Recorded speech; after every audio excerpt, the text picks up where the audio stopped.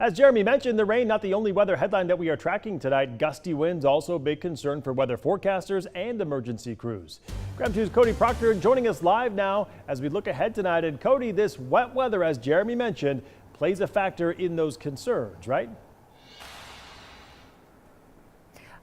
That is exactly right, Mike. By the way, I got to mention the wind that is blowing right behind me right now. We're up on the South Hill in Spokane, and we've definitely been dealing with some of those breezy conditions. Not too bad at this moment, but again, the other thing that we're concerned about is now with along this wind, this recent weather that we've had with the rain and the snow melt also plays a factor into it, because this ground is now saturated with water, making it less stable and increasing the chances for falling trees. Now, right now, as Jeremy is forecasting and the rest of our KREM 2 weather team's forecasting, we could be seeing wind gusts up to 55 miles per hour for Spokane and the inland northwest tomorrow. With wind speeds like these, storm damage such as broken tree limbs and power outages are possible.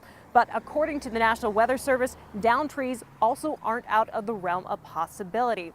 That's because the saturated ground means you don't need as high of winds to do damage. Now, luckily, in regards to tonight's quick storm that swept through the region, we haven't heard about too many issues. However, tomorrow could be a different concern for us and bring different issues.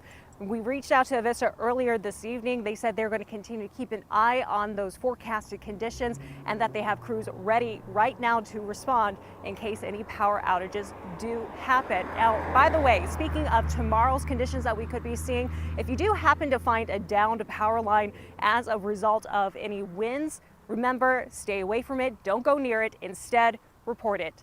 In Spokane, Cody Proctor, KREM 2 News.